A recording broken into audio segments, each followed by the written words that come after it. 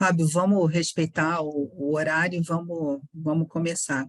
Queria te agradecer o teu tempo aqui, que você está com a gente, né?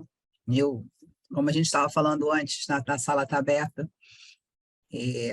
A Previdência é um instrumento acessível a todos os clientes, de todos os tamanhos, de todos os bolsos, que se presta a finalidades diversas, as quais eu acredito que são poucas as pessoas que que compreendem integralmente os benefícios desse instituto. Então, eu queria te pedir para fazer uma rápida introdução, né, que você se apresente, por favor.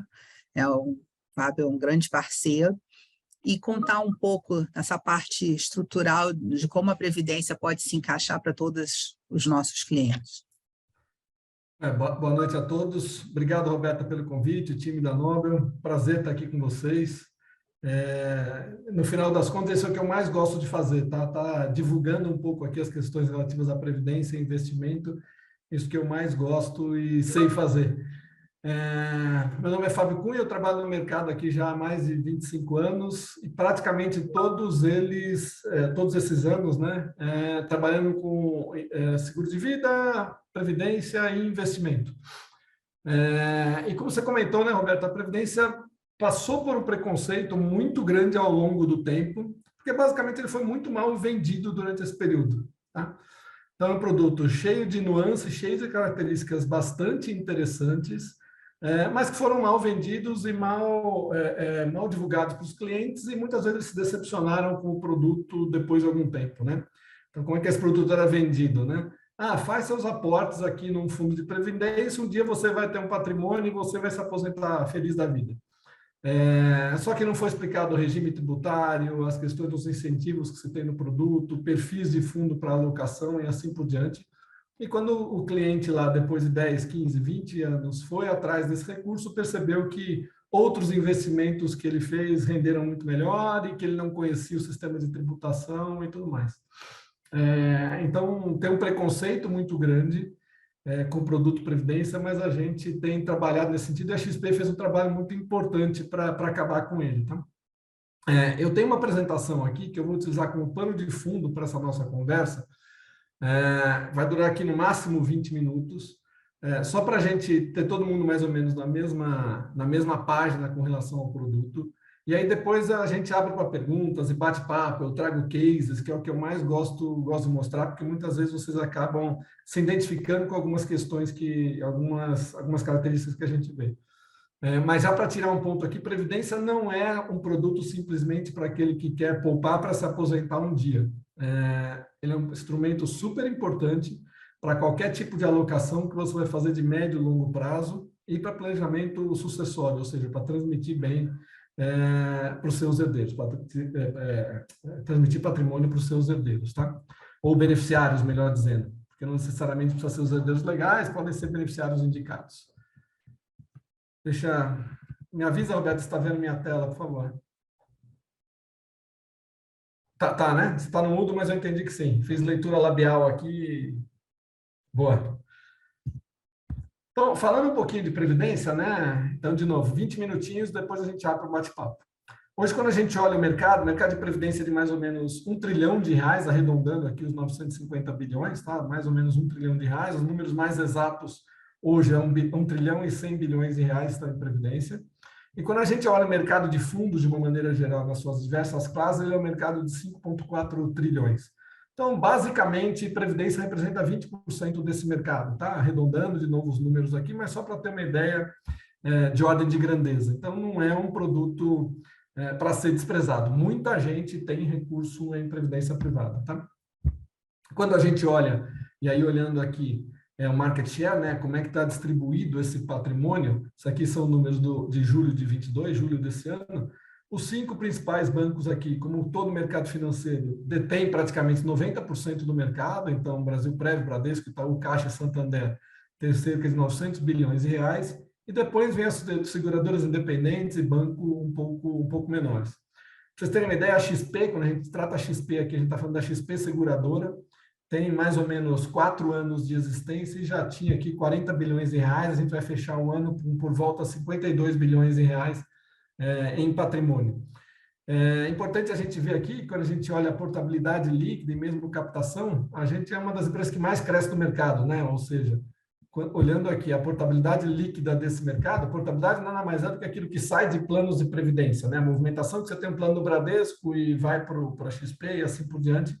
A gente captou 7 bi durante esse ano e os grandes bancos aqui perderam recurso. E quando a gente vê captação líquida, que envolve aqui, além das portabilidades, as contribuições regulares e dinheiro novo de fundos, por exemplo, a Previdência, a gente está em segundo lugar, com 6,5 bi atrás só da Caixa aqui, que está fazendo um trabalho muito forte para levar dinheiro para a sua seguradora. Tá? Então, é um mercado ainda bastante concentrado, mas a gente vem trabalhando para aos poucos e aumentando a nossa participação e nosso share aqui no mercado de previdência. Tá?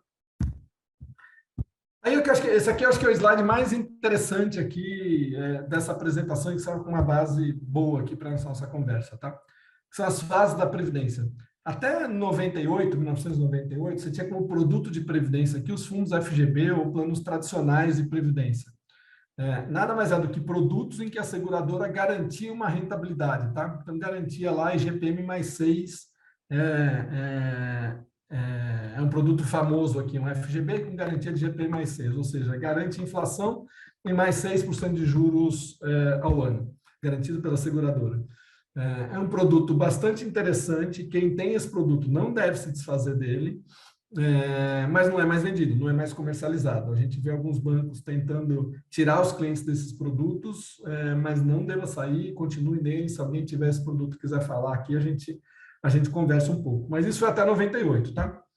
De 98 até 2015, a gente chama aqui da era da evolução na Previdência, foram criados aqui o PGBL em 98 e o VGBL em 2001, que trouxeram umas características interessantes aqui para esse produto, tá? Que é a flexibilidade de alocação nos fundos, ter mais transparência na forma que são alocados os produtos, e o VGBL trazendo incentivo aqui para as pessoas que não fazem a declaração completa de imposto de renda. Daqui a pouco eu vou entrar um pouco mais no detalhe nessa sopa de letrinha aqui, PGBL e VGBL, tá? Mas o que você tinha nesse período, né? Foi muito mal vendido o produto, porque a ponta não sabia explicar, as áreas comerciais dos bancos, né? Não sabiam explicar as diferenças dos produtos PGBL, VGBL e até mesmo a tributação. E os fundos em que eram alocados rendiam muito mal e as taxas de administração muito altas, tá? Então, era um período assim que teve uma evolução do plano tradicional, mas você não teve uma distribuição muito bem feita aí pelos bancos. De 2015 até hoje, eu chamo aqui de era da sofisticação, porque os produtos PGBL e VGBL mantiveram as características que são importantes e que eu vou comentar daqui a pouco, mas trouxe muito mais flexibilidade na gestão do recurso do patrimônio. Então, muitas vezes as pessoas têm fundo de previdência, entendiam os conceitos, mas a rentabilidade dos fundos não eram boas, tá? Então, quando você comparava lá a rentabilidade desse produto com outros produtos que você tinha na carteira, você fala, tá bom, o produto é muito interessante, só que não rende nada, né? Me entrega aqui 80% do CDI, sendo que eu tenho um produto fundo tradicional, não previdenciário aqui, com a mesma vol, com o mesmo risco, está entregando um 101, 102 do CDI. Com essa sofisticação que eu comentei aqui de 2015 para cá, os fundos passaram a poder ser muito mais sofisticados e os gestores começaram a botar um peso muito maior na gestão desses produtos. Então, um exemplo que eu trago aqui, que é um fundo famoso 555, que é o fundo não previdenciário, né? O Ibiúna STH, por exemplo. Ibiúna, uma super casa que faz uma gestão excelente com juros, formada por ex-diretores do Banco Central, fantástica casa. Se você olhar o Ibiúna STH e o Ibiúna ST, que é o veículo de previdência, a rentabilidade é igualzinha. Ele anda, as curvas de rentabilidade andam no mesmo sentido, no mesmo caminho, e um é de previdência e o outro é não previdenciário. Só mostrando um pouco como os gestores passaram a ter muito mais flexibilidade a partir de 2015 e passaram a sofisticar muito mais a gestão dos seus produtos, tá? E daqui para frente, né? Daqui para frente, cada vez mais os aspectos sucessórios e tributários do produto vão ser cada vez mais explorados e valorizados. E como você tem muitos produtos disponíveis no mercado, você pode alocar em vários fundos. Então, no passado, você tinha lá, vou alocar na Previdência RV10. que era um RV10, né? Era um fundo que tinha 90% em renda fixa e 10% em renda variável. Esse era o fundo que se alocava até 2015. Hoje a gente consegue montar uma carteira aqui na XP com 5, 6, 7, 8 fundos, com a ajuda do time da Nobel, dentro do teu perfil de risco, diluindo esse seu risco e montando uma carteira super sofisticada. Vou trazer um exemplo aqui, não estou fazendo menção para se aplicar nesse produto ou defendendo o produto, mas dá para fazer fundo de previdência em criptomoeda, por exemplo. A gente tem um produto em criptomoeda. Então, é só para trazer um pouco da diversificação que se tem nos fundos de previdência, tá? Então, acho que é importante só mostrar um pouquinho essas fases. Eu passei por todas elas, eu comecei nesse mercado em 88, então eu posso dizer que hoje a gente está no melhor momento para a distribuição de previdência por conta dessa sofisticação que a gente passou, tá? Bom, chegamos ao ponto aqui de PGBL e VGBL. Não sei se isso é claro para vocês e muitas vezes traz muitas dúvidas. Eu vou passar por ele e depois a gente volta se precisar, tá? PGBL é Plano Gerador de Benefício Livre, que o pessoal lá da SUSEP é super voltado para o marketing, né? Definir um nome que não quer dizer nada, né? Plano Gerador de Benefício Livre. Não quer dizer coisa nenhuma, eu prefiro chamar de para ganhar bônus do leão. Estou parecendo aqueles professores universitários, né? Que fica pegando as fórmulas e siglas e fazendo musiquinha ou fazendo rimo. Oi, desculpa, Alberto. Processo mnemônico, né? Isso aí, isso aí. Mas eu prefiro chamar de para ganhar bônus do leão. E aí fica mais fácil. O que é, então, o para ganhar bônus do leão? Todo aporte que você faz nesse produto de previdência, um PGBL, você pode abater ele da base de cálculo do seu imposto de renda. Então, vamos supor que a minha renda tributável é de R$100 mil, tá? Eu posso aplicar na Previdência até R$12 mil e abater isso da base de cálculo. Então, se eu aplicar R$12 mil na Previdência numa renda de 100 mil, a minha tributação vai ser sobre R$88 mil e não sobre os 100 que eu tive como renda. É como um abatimento que você faz aqui quando você coloca filhos, despesa médica, educação, vai entrar uma linha ali, Previdência. A única coisa é que a Previdência tem um limite que é 12% da sua renda bruta anual. Qual que é o fator interessante aqui, né? Se eu aplicar esse valor na Previdência, eu deixo de pagar 27,5 sobre esses R$12 mil que eu investi. R$12 mil porque eu fiz os 12% de 100 mil, tá, pessoal? Se for R$1 milhão de renda bruta anual, eu posso aplicar até 120 mil na Previdência e assim por diante. Então, eu deixo de pagar 27,5 sobre esse valor. E vou pagar no momento do resgate. Não é que o governo está falando, excelente, você aplicou na Previdência, você nunca mais paga. Não, você vai pagar no momento do resgate, e aí a gente vai entrar na próxima tela para falar o quanto você vai pagar no resgate, tudo bem? Se surgirem dúvidas, a gente volta, tá, pessoal?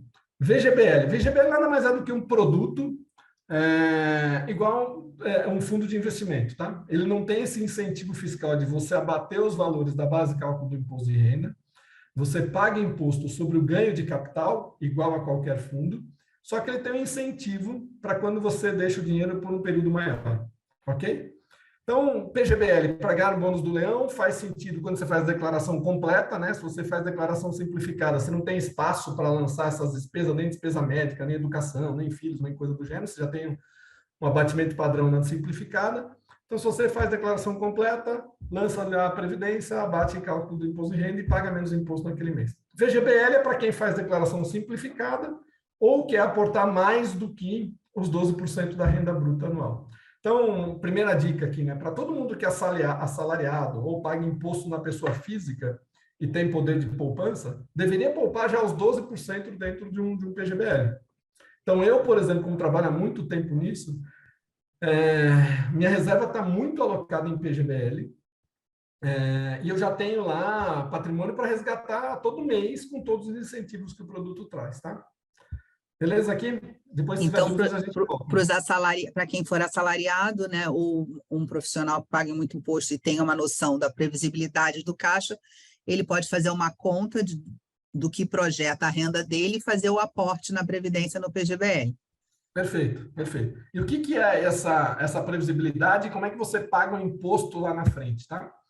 Então, você tem dois produtos, PGBL ou VGBL.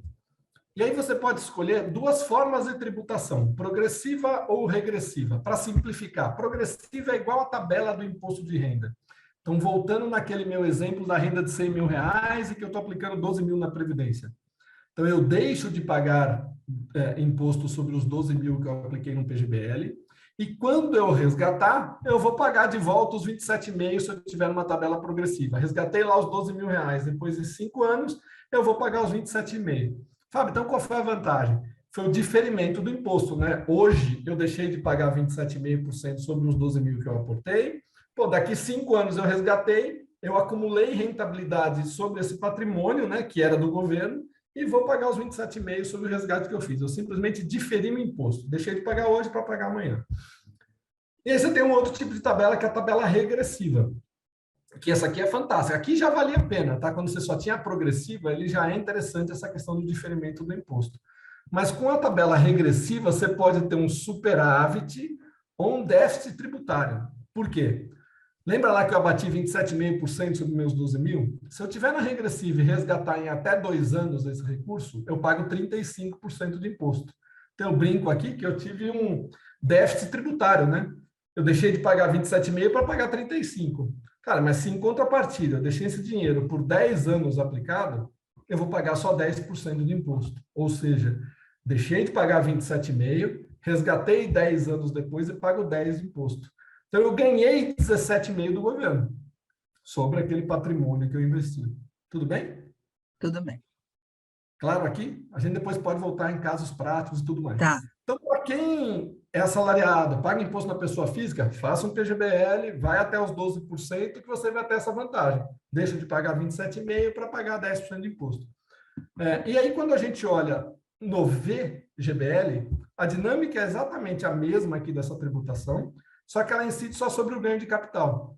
Daí, de novo, num fundo de investimento hoje, você vai pagar entre 22,5% e 15% de imposto, dependendo do período, ou dependendo do fundo que você tem, ou na maioria dos fundos, você tem fundos isentos, mas você pode pagar só 10% de imposto se você tiver num fundo. Então, naquele exemplo lá que eu falei do STH, STH, Fundo Não Previdenciário, e ST, Previdência, que rendem iguaizinhos, quando eu resgatar o fundo não de previdência, eu vou pagar 15% na melhor das hipóteses, e aqui eu vou pagar 10% de imposto na melhor das hipóteses. Então, ele tem um incentivo bastante interessante aqui para essas alocações.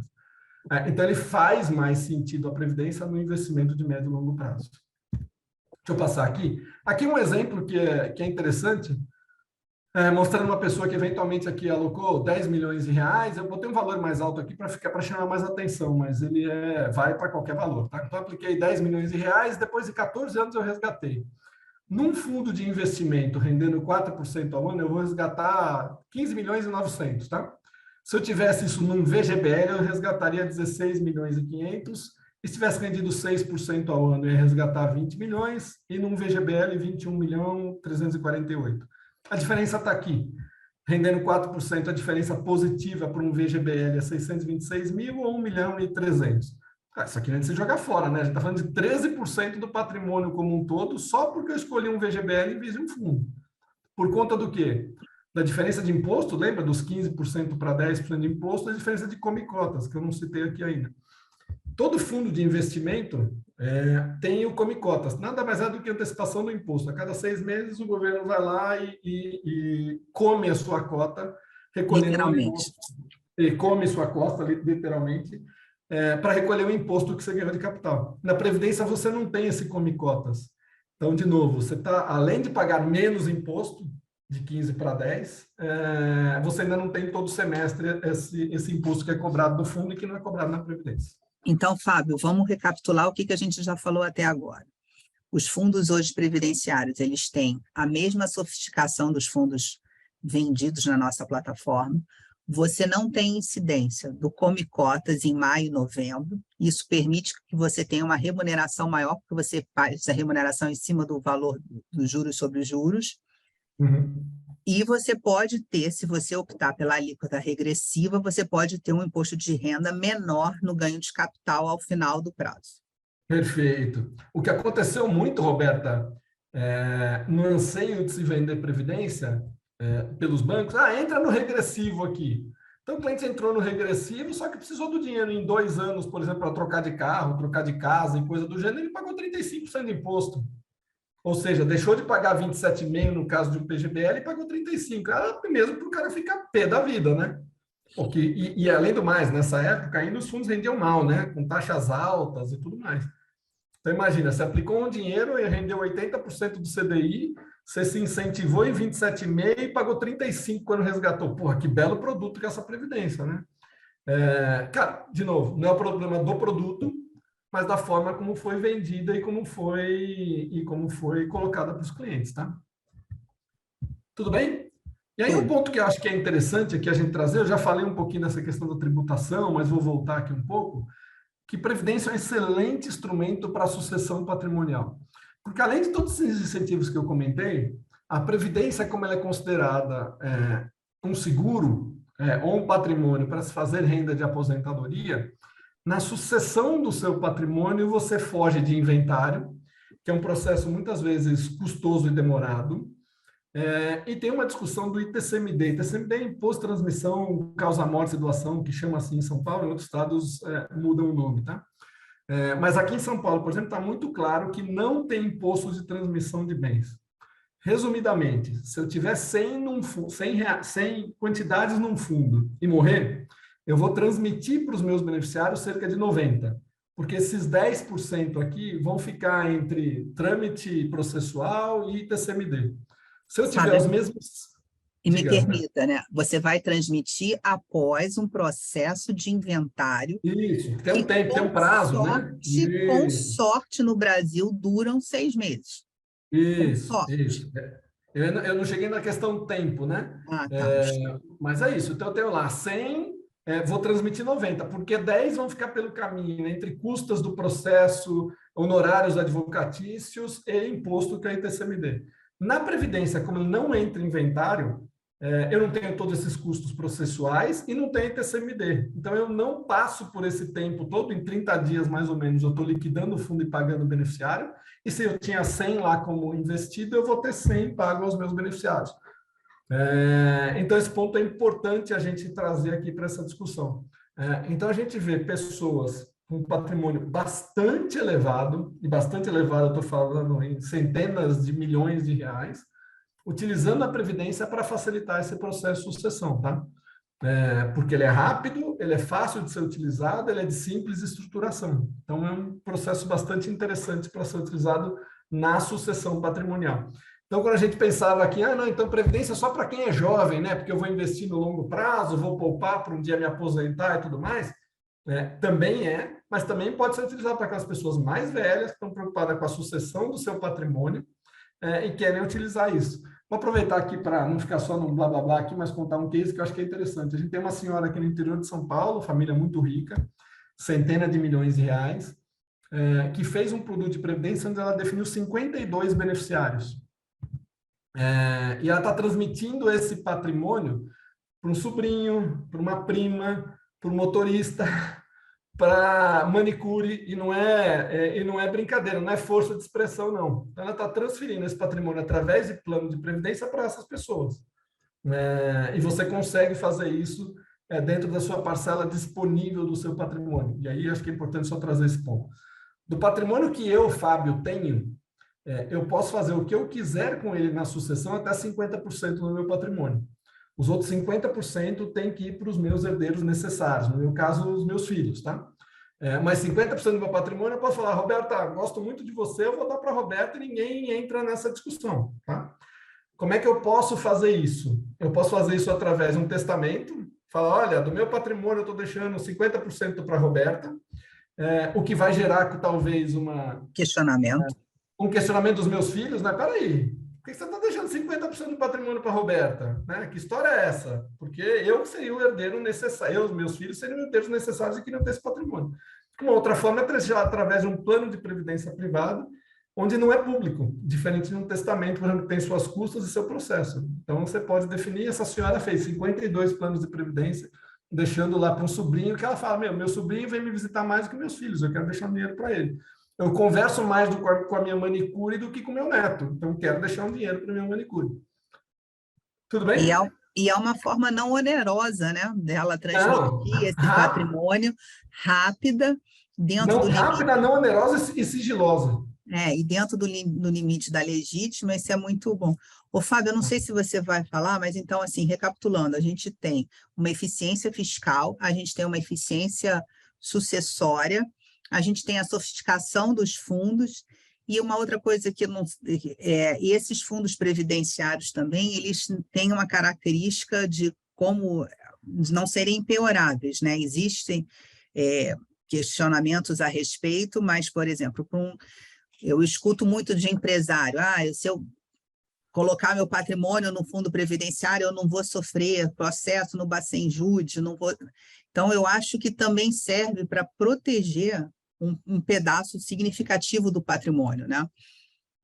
Esse ponto foi interessante você trazer, Roberta. Até um tempo atrás, você não tinha nenhuma discussão nesse sentido, tá? Ou seja, tá lá na Previdência, é dinheiro para aposentador, e só trazer a história disso, tá? O histórico legal. Mas a legislação diz o seguinte, que o dinheiro de aposentadoria para subsistência é empenhorável, tá? Recursos de aposentadoria para subsistência é empenhorável. E aí começou a se usurpar um pouco dessa legislação, né? Então, imagina o seguinte, o Fábio fez poupança a vida inteira dele para ter uma aposentadoria digna, e aí ele abriu uma empresa, teve um processo trabalhista, poxa, não vamos penhorar esse dinheiro do Fábio, porque é um dinheiro para a aposentadoria dele que ele constituiu ao longo da vida, tá? Então, o juiz pode ter um olhar nesse sentido. Agora, é muito diferente se o Fábio nunca teve um tostão em previdência, de repente está cheio de ações e transfere todo o patrimônio dele para a previdência, o juiz pode entender que, de alguma forma, você estava utilizando de uma forma não adequada. Então, assim, é difícil a gente garantir, tá, Roberta, que não tem acesso. O que a gente garante é o seguinte, não tem acesso no Bacen-Jus, tá? Bacen-Jus, que é só para entendimento de todo mundo, desculpa, está tocando meu interfone, eu estou sozinho em casa aqui, vocês vão escutar um pouco o barulho, tá? O Bacen-Jus, o juiz, ele aperta um botão e trava todo o teu patrimônio que você tem. A previdência privada não entra. Ele tem que fazer uma expedição específica, tá? Ele tem que ter uma determinação específica para o bloqueio de previdência. Então, é esse o ponto. E até se vocês pesquisarem, olharem, ficou famoso aqui, um caso saiu até nos jornais aqui, que o ex-presidente Lula, quando estava com processo e tudo mais, teve um recurso retido no Banco do Brasil. Ele tinha lá na Brasil Prévio um recurso de previdência e foi bloqueado esse patrimônio do ex-presidente Lula, tá? Então, assim, é uma possibilidade, mas a gente não pode usar como garantia, tá? O que assim, como você falou, o tempo vai ser um aliado, né? Uma coisa que é possível, matéria de prova, possível comprovar, porque é lícito um empresário tenha previdência. Então, ele pode ir fazendo aos poucos. Agora, de uma hora para outra, ele pegar a integralidade do patrimônio, fazer um fundo, isso é fraude a credores. Esse é um cobertor curto. O Renato Campelo tem uma pergunta. Por favor, Renato. Boa noite a todos aí, Fábio, boa noite. Fala, Renato. A pergunta tem a ver com essa questão da empenhorabilidade. Já ouvi a situação de que o juiz só consegue fazer se ele tiver o conhecimento de quais são as matrículas a serem bloqueadas. Procede isso ou é só mito? Não, procede, cara. Porque assim, de novo, né? No Bacen-Jus, ele aperta um botão e bloqueia todas as contas que você tem. Só do ponto de vista técnico, o recurso que você tem em previdência privada não é um patrimônio seu, é um patrimônio da seguradora. Você, cliente, ou você que está investindo, tem um plano de previdência, que seriam, aspas, as matrículas, tá? Então, você tem um plano de previdência na seguradora que tem o patrimônio investido num fundo. Por isso que se entende assim que isso aqui não é um patrimônio meu, é um patrimônio da seguradora, eu tenho um direito à aposentadoria lá na frente, assim por diante. Mas essa é uma informação relativamente fácil do sistema judiciário conseguir, né, Renato? O banco me lista aí todos os planos de previdência que o cliente tem na casa. Mas tem que peticionar. Oi? Tem que peticionar, tem que pedir. Tem que peticionar o que você ganha tempo, né? Que é o ponto que a gente trouxe, você ganha tempo. Então, quando você percebe que o teu patrimônio está todo empenhorado ou bloqueado, você ainda tem um recurso de previdência que você pode acessar de alguma maneira, tá? Fábio, a gente tem uma pergunta aqui do Marco. É no chat aqui ou Fábio, tudo bem? Está levantando a mão. Boa noite, tudo bem? Eu tive uma impressão, Fábio, até queria que você pudesse, se eventualmente você pudesse comentar mais sobre isso, até para confirmar se o meu entendimento aqui está correto, tá? Ter previdência sempre vale a pena, pelo menos na primeira impressão que eu tive ou você usa ele como uma forma de distribuir patrimônio entre seus herdeiros legais e entre outras pessoas que você eventualmente tenha qualquer tipo de simpatia, enfim, quer transferir, ou mesmo como uma forma de, dado o tempo em que você tem para, quando você faltar esse recurso ir para a mão dos seus herdeiros, até uma forma de você ter ali aquele primeiro colchão para tratar eventualidades. Tá? Então, se você vem a faltar o seu patrimônio, as suas filhas, a sua família, não sabe o que está acontecendo, o que você tem, o que você não tem, um recurso que venha rápido em que você possa tratar dos primeiros trâmites legais com sucessão. É isso mesmo? Faz sentido? Porque dessa ótica, todo mundo deveria ter algum nível de previdência, certo ou não? Perfeito, Marco. E aí você pegou um ponto, o que você comentou é exatamente isso, e vou trazer um exemplo, tá? Um empresário com 3 sócios na empresa e com bastante imobilizado esse cliente, tá? Assim, vários imóveis, fazendas, sítio, casas de aluguel, casa na praia, casa fora, tal, e com um nível de despesa bastante alto, tá? Esse empresário faleceu, não tinha um seguro de vida ou um recurso em previdência, foi para inventário esse patrimônio dele, tá? E os custos continuaram altos, 2 filhas morando no exterior, custo bastante alto dessa pessoa. E apareceu uma filha fora do casamento no processo de inventário. Então, o inventário, que poderia ser rápido, aspas, 6 meses, foi se estendendo e demorou 6 anos para ser pago esse inventário. E basicamente, quem sustentou essa família com alto nível de despesas foram os sócios, ou os antigos sócios na empresa, desse empresário, tá? E é lógico que a conta chegou, né? Quando o inventário foi liberado, a conta chegou lá para os herdeiros e foi dilapidado o patrimônio, porque despesa alta, você não tinha um recurso ali para garantir a subsistência durante esse período e que faria todo sentido você ter, tá? Independente de um processo demorado, para as pessoas muito imobilizadas, e acho que esse ponto é importante, quando você vai transmitir o bem, você primeiro precisa pagar o imposto, tá? O ITCMD.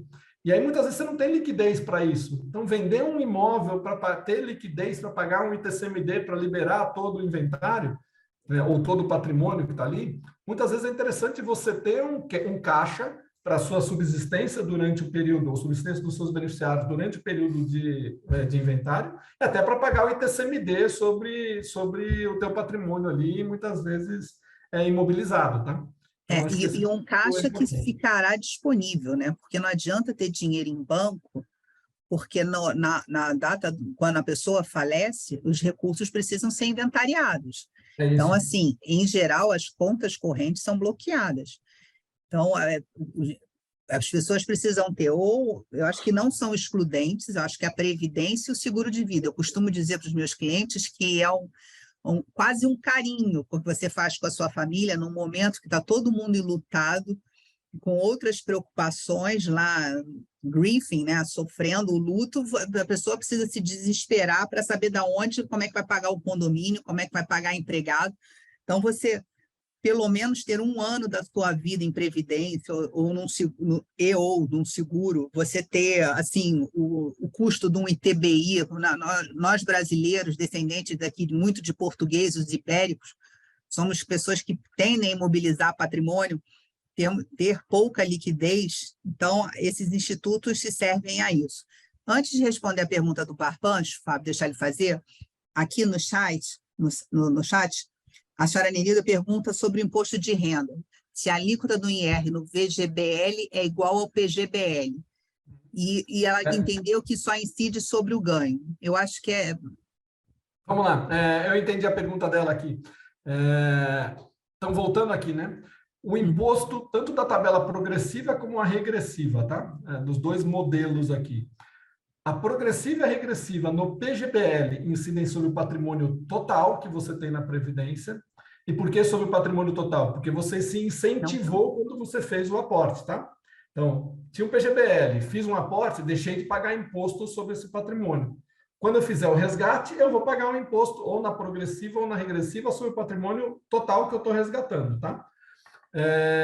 No caso do VGBL, só sobre o ganho de capital, igual a um fundo de investimento, tá? independente da tabela, VGBL sobre o ganho de capital, PGBL sobre o patrimônio resgatado. Tudo bem?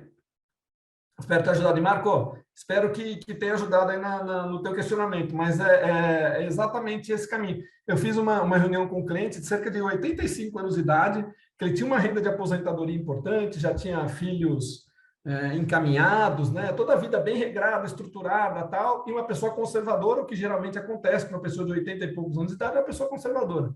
Ele falou, Fábio, eu tenho meu fundo aqui, meu dinheiro em fundos DI, não quero correr muito risco aqui, com uma rentabilidade interessante. Faz sentido eu migrar isso para a Previdência, né?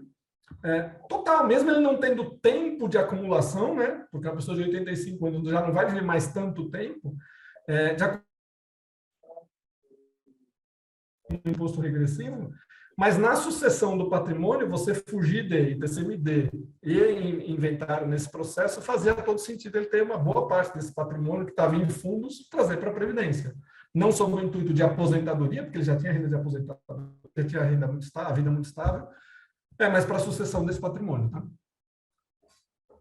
Perfeito, ótimo, tá, Fábio? É um jeito de tentar adicionar um pouco de algum nível de tranquilidade a esse momento que é tão duro, né? Então essa eu entendo que é a única forma, é uma das únicas.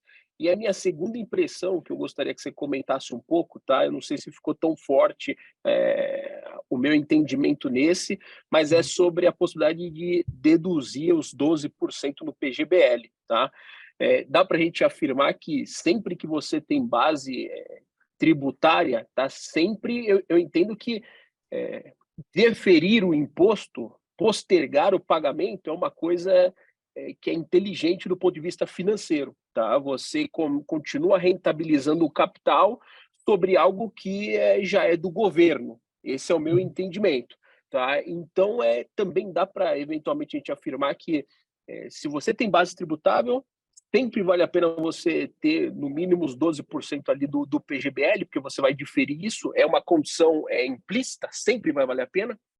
Cara, sempre vai valer a pena, não vai valer a pena se você não tem condição de poupança, né? Do tipo, eu vou fazer a poupança hoje para resgatar amanhã. Talvez o período que você vai ter o diferimento ou se incentivar disso seja muito curto e vai ficar limiar ali a vantagem, tá? Mas você tem condição de poupança de médio e longo prazo, faz todo sentido, faz todo sentido. E é o que eu comentei, meu patrimônio eu tenho muito em previdência, acho que 90% do meu patrimônio está em previdência, e eu posso fazer resgates hoje pagando 10% de imposto sobre o patrimônio como um todo, muita coisa em PGBL, ou seja, eu sempre fui assalariado, tá? Sempre paguei imposto da pessoa física.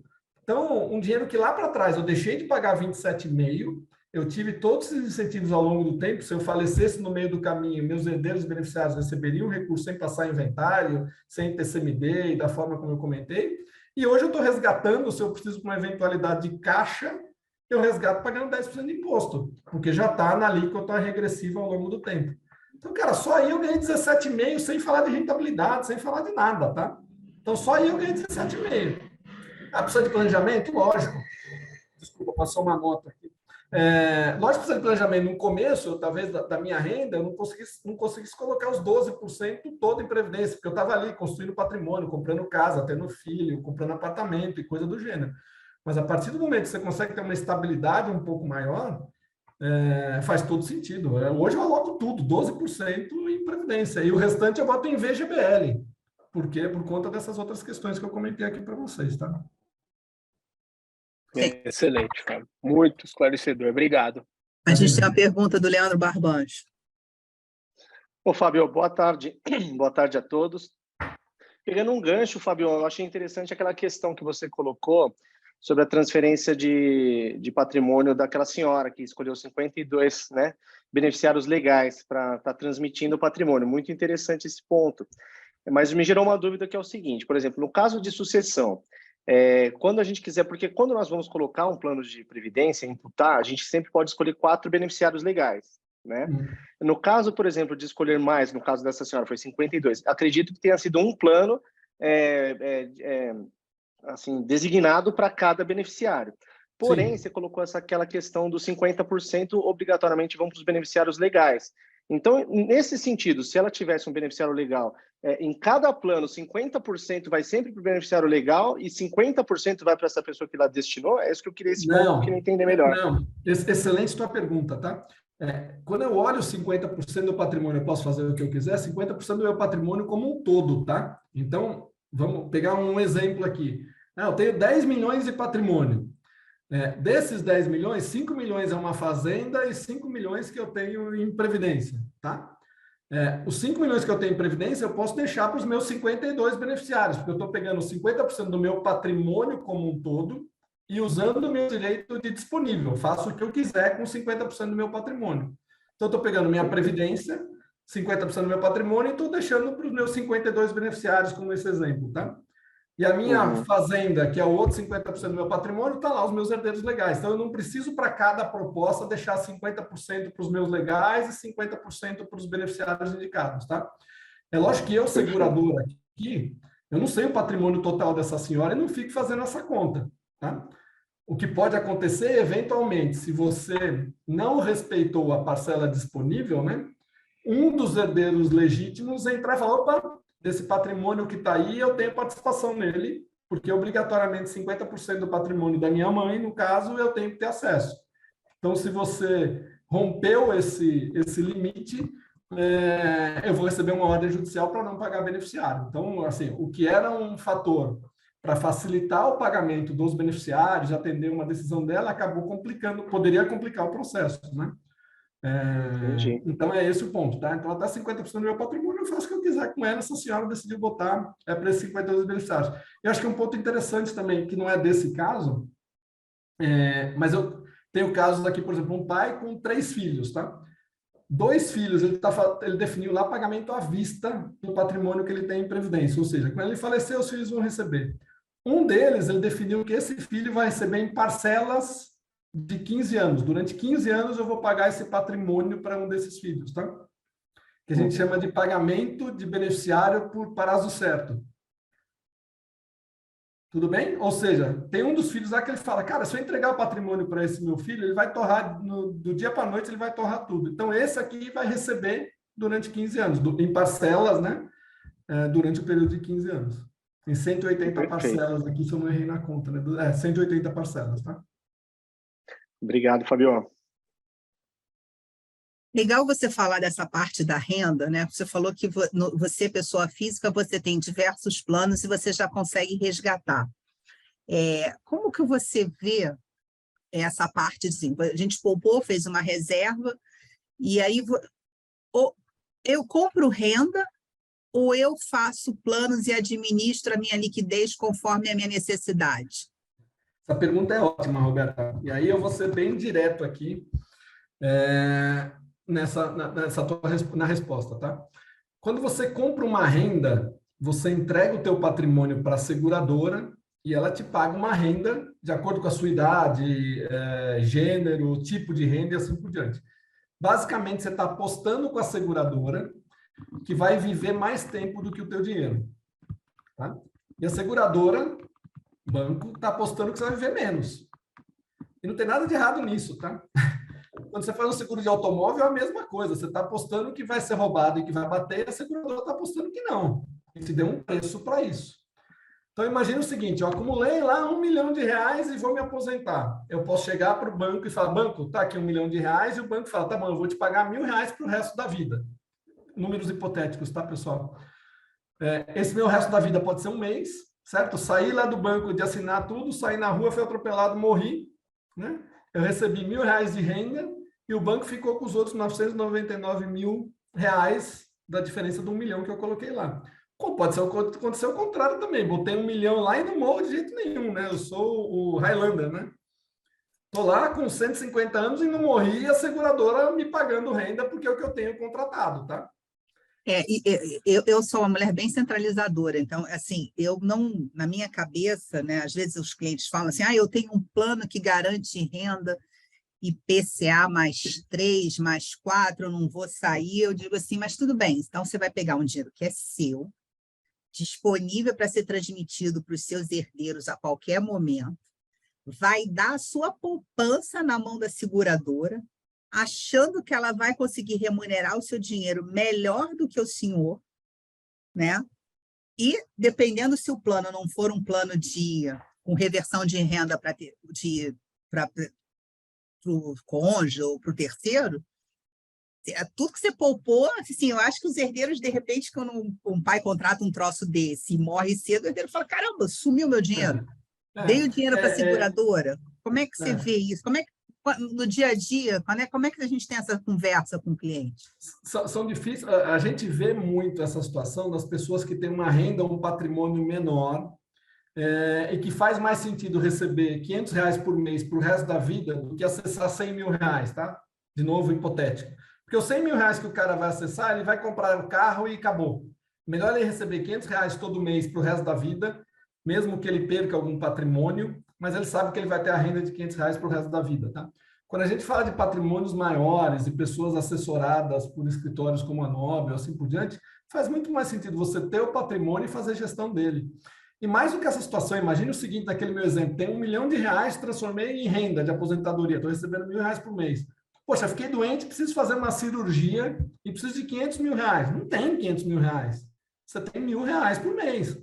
Escuta, Fábio, espera aí 500 meses para você ter os R$500.000 para fazer tua cirurgia para sobrevivência ou coisa do gênero. Então, eu prefiro ter o patrimônio na mão e eu correr o risco de viver mais ou menos do que aquele meu patrimônio. É lógico que se eu investir mal o meu R$1 milhão, talvez eu não vá conseguir minha renda de R$1.000 que a seguradora estava me bancando. Mas se eu investir bem, tiver uma boa assessoria, assim por diante, eu consigo calibrar essa minha renda que eu estou recebendo. Tá? Porque quando eu vejo esses planos com IPCA altos e as pessoas não querem sair de jeito nenhum, e aí você sabe que os bancos, né, largaram esse passivo, né, esses fundos não estão se rentabilizando, propositalmente, sim, porque eles estão obrigados a remunerar IPCA mais 6, e hoje isso é muito alto. Mas eu não consigo entender esse trade-off, né, de você querer ficar com isso e entregar 100% para a seguradora. Então, isso é uma coisa que... Tanto é que esse pensamento, tá, Roberta, quando a gente olha o mercado como um todo, menos de 1% das pessoas que chegam na idade de aposentadoria transformam o seu fundo em renda de aposentadoria, tá? Preferem fazer a gestão do patrimônio que tem. E aí faz vários fundos, né, para você poder sacar, assim, se você for efetivamente usar a renda, você tem um fundo para ter os vencimentos alternados, né? Você tem que ter 60 dias. Ainda tem isso dos 60 dias? Vou explicar essa característica. Tá. No fundo de previdência, para cada movimentação de resgate que você faz, você tem uma carência de 60 dias. Então, fiz lá meu plano de previdência, vou resgatar hoje, resgato hoje, só posso resgatar de novo em D60. O que a Roberta está comentando, para você ter uma liquidez mensal, faz 2 planos, resgata um no D60, outro no D90, D120, assim por diante, para você ter uma liquidez mensal. Mas hoje a gente já vê, claro, o cliente resgata 2 parcelas a cada 60 dias, né? Se ele queria uma renda de 1.000 a cada 30, ele resgata 2.000 no D60, 2.000 no D120, assim por diante. Então, mas tem várias possibilidades aqui da gente montar essa carteira de renda para o cliente, tá? Tá. Renato, você está com a mão levantada, você tem uma pergunta? Sim, Roberta, tenho. Tem a ver com a transmissão de patrimônio ainda. Uma questão que pode ocorrer com os clientes é sobre a questão do divórcio ou separação. Como que fica a questão do meeiro, da esposa ou do esposo que está pedindo a separação e tem esse tipo de fundo? Vai entrar na divisão desses bens? As decisões mais recentes é que posso, desculpa te interromper até, para complementar, posso incluir, de repente, um plano de previdência para esse cliente, para ele se proteger em algum grau dessa divisão? Não. Legal. Não, então vamos lá. No passado tinha-se o entendimento de que previdência, numa separação, né, num processo como esse, é patrimônio meu para minha aposentadoria e não entra na divisão de bens aqui. As decisões mais recentes dos Supremos Tribunais aqui é de que previdência entra num processo de separação, tá? Então, patrimônio da pessoa, entra lá e o cônjuge tem acesso a esse patrimônio, lógico, dentro da regime de comunhão parcial de bens ou total, dependendo do período e tal, mas ele acessa esse patrimônio, tá? Então, não adianta utilizar isso para fugir de uma eventual separação. Eu acho que os tribunais, todas as vezes que você consegue caracterizar alguma tentativa de fraude ou de lesar a outra parte, o questionamento se torna mais forte. Mas isso de entrar no processo, na divisão, mesmo o VGBL, que tem um caráter de seguro, ou é só para o PGBL? Mesmo, o entendimento mais recente é mesmo sendo dessa maneira, tá? E esse é um ponto que o Campoy traz muito nas nossas conversas, né? A gente se preocupa muito aqui com a questão de sucessão por morte, né? Mas hoje, com as relações tão líquidas que a gente tem visto aqui, o contrato de namoro, o contrato de relacionamento tem que cada vez mais tá válido aqui e passar a ser mais do nosso dia a dia, tá? Porque imagina o seguinte, eu tenho lá um patrimônio acumulado, ou estou acumulando ao longo do tempo, recebi um bônus grande, estou namorando há 6 meses, pasta de dente, escova de dente na casa de um e do outro. Opa! Relação estável aqui. Eu tenho uma relação estável com essa pessoa. União estável, obrigado. Eu tenho uma união estável com essa pessoa. Tem pasta de dente na casa de um e do outro, escova de dente, o porteiro me vê saindo todo dia da casa dela, ou vice-versa. Facinho, união estável, tá? E aí, união estável se assemelha à comunhão parcial de bens. Então, tudo que foi acumulado durante aquele período, opa, é meu também, metade é meu. Então, esse é um ponto importante para se tomar cuidado e fugindo um pouco aqui das questões previdenciárias, tá? E no início é meu bem e no final são meus bens, né? Exatamente isso. Então, a gente no direito sempre brinca com isso. Então, deixa E um ponto interessante, só pegando um case aqui, que eu me lembrei da vida, né? Herança, por exemplo, que eu recebi durante o período, não entra, tá? Então, por exemplo, estou lá numa união estável, eu recebi uma herança dos meus pais, não entra. Mas se amanhã eu compro um apartamento com essa herança, faça entrar. Mesmo que não comprei em conjunto, paguei durante o período que a gente estava em união estável, durante os 6 meses lá de escova de dente de um lado e do outro, tá? Passou a entrar. Tem que conseguir separar isso muito, fica difícil que o patrimônio vai se... Faz um contrato. Ó, gente, a gente só está saindo aqui e é isso que está rolando, mais ou menos isso. Aleph, você tem uma pergunta? Tem sim. Tarde, Fabião. Fala, Aleph, tudo bem? Tudo ótimo. A minha pergunta está um pouco sobre o processo sucessório e talvez um acionamento do juiz em relação ao patrimônio, tá? O sujeito nunca contribuiu com previdência na vida. Tem um patrimônio enorme e tem uma liquidez financeira que suportaria esse processo. Como que ele pode fazer para construir um processo de uma previdência para proteger esse patrimônio futuro, sendo que hoje pode estar eventualmente com 65, 70 anos de idade e o patrimônio é muito grande. Existe algum tipo de questionamento jurídico, alguma coisa que ele sofra ou ele está livre para fazer esse movimento? Você está dizendo, Aleph, para proteger sob o ponto de vista de penhorabilidade desse patrimônio? Cara. Isso, penhorabilidade, ou se eventualmente já pensando num processo de sucessão, ele já, por exemplo, deixar o recurso que seria utilizado para os bens, para fazer a passagem dos bens com 70 anos, entendeu? De ter algum tipo de risco. Não, então vamos lá. São duas coisas. Duas coisas. Então, assim, para proteger o patrimônio sob o ponto de vista de penhorabilidade, previdência não é garantia. Ele pode dificultar, mas não garante, tá? Então, pensando na questão da penhorabilidade. Sob o ponto de vista de sucessão, na previdência, você só tem a sucessão do patrimônio no momento da morte.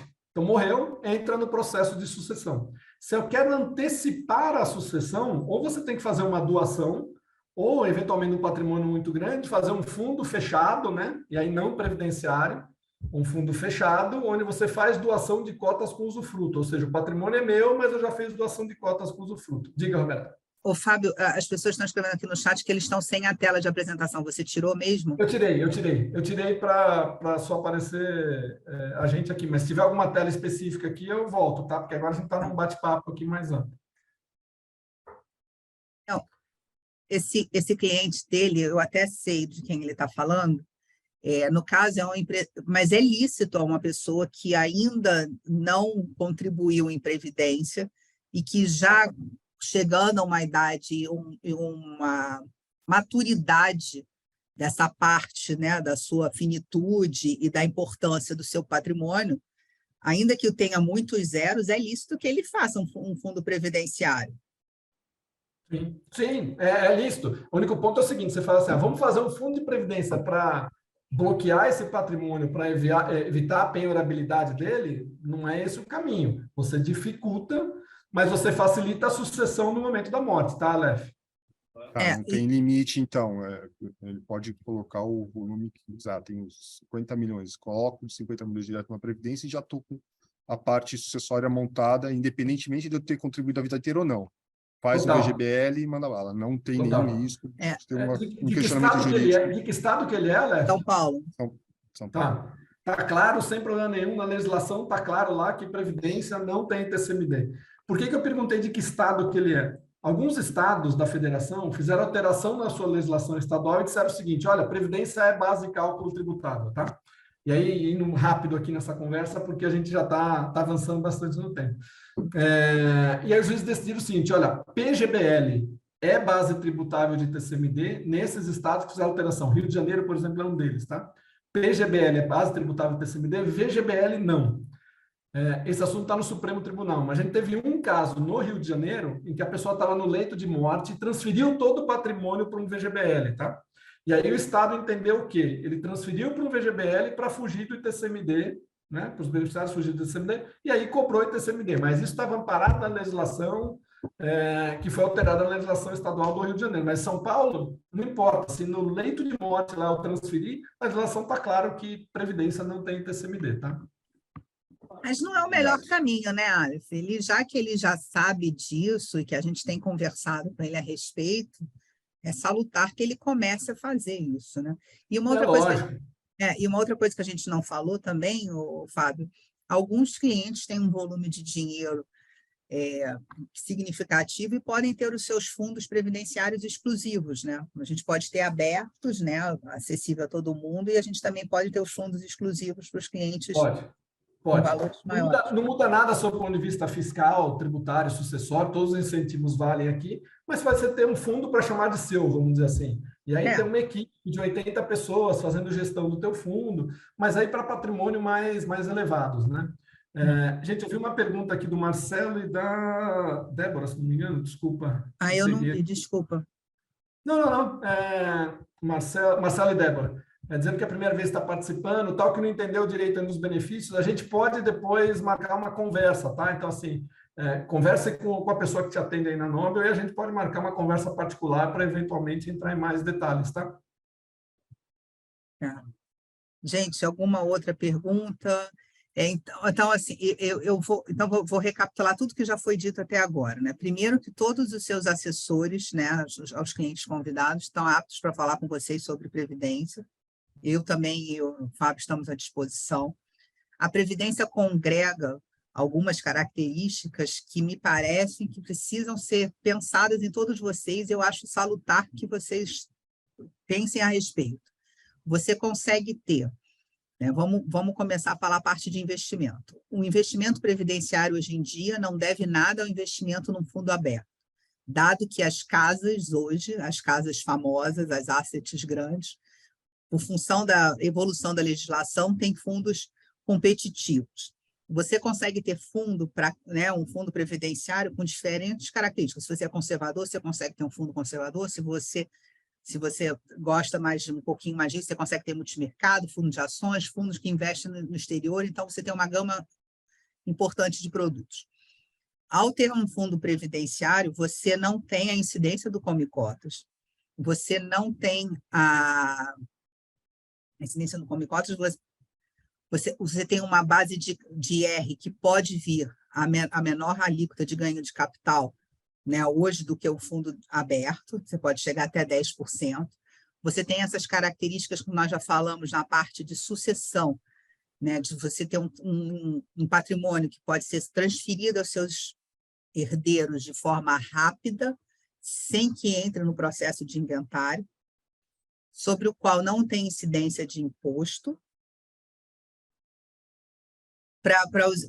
Também a gente tem essas características de você ter uma camada a mais de proteção na parte da impenhorabilidade dos processos jurídicos. Faltou alguma coisa, Fábio? Não, acho que é basicamente esses pontos aqui que a gente passou. Eu sei, pessoal, que é muita informação, muita coisa para assimilar de uma única vez. Recado último aqui e final. Investimento de médio e longo prazo, pense em previdência. Poupança para bater, investimento para bater do imposto de renda PGBL na cabeça aqui. Tem que fazer, é non-brainer, ou seja, não tem dúvida do que fazer. E para a sucessão do patrimônio líquido, né? Ou seja, ativos líquidos que você tem que pensar um pedaço em previdência. Não é 100% do patrimônio, é 50%, é 10%. A gente vai estudar e entender como é que está formado esse patrimônio e que tua visão de sucessão. Mas tem que ter previdência. E agora, né, a gente em dezembro, para as pessoas que pagam, né, fazem a declaração completa assalariados, é a hora de fazer os aportes, né? Então, procure o seu assessor para que a gente faça uma conta junta para chegar a esses 12%. E não são excludentes. Você pode fazer um PGBL para aproveitar o teu imposto de renda e você pode fazer um aporte adicional num VGBL, né? Porque os fundos todos eles têm VGBL e PGBL, e você pode ter as duas opções. Tem uma pergunta aqui da Jaque. Então, Rua, você falou bastante sobre os seletistas, mas eu tenho um caso de clientes cientistas que têm aluguéis e estão lá no patrimônio, na renda bruta tributável, e também podem fazer uso da Previdência. Bem lembrado. Tudo que você lança ali como renda tributável na pessoa física, tá? Então, aluguéis, por exemplo, é um caso. É que a gente fala dos seletistas porque não tem jeito de escapar, né? Tá ali, é renda que você recebe e aí é declarado dessa forma. Mas você tem tudo que você declara ali como renda da pessoa física, você consegue abater. Toda a declaração completa, né? Declaração completa. Pessoal, eu tenho que pedir 1000 desculpas para vocês, mas eu tinha umas 7 horas da noite que já estão aqui. Fábio, cadê você? Cadê você? Mais uma vez, Roberto, obrigado ao pessoal da Nobel, aos clientes, eu estou à disposição, qualquer coisa que vocês precisarem. Eu sou um apaixonado pelo tema e podemos voltar a conversar, tá bom? Tá bom, então vamos encerrar aqui agradecendo a todos, obrigada pela presença, e estamos todos à disposição nas nossas filiais e os seus assessores também. Obrigado, gente. Boa noite. Até mais. Obrigado, Fábio.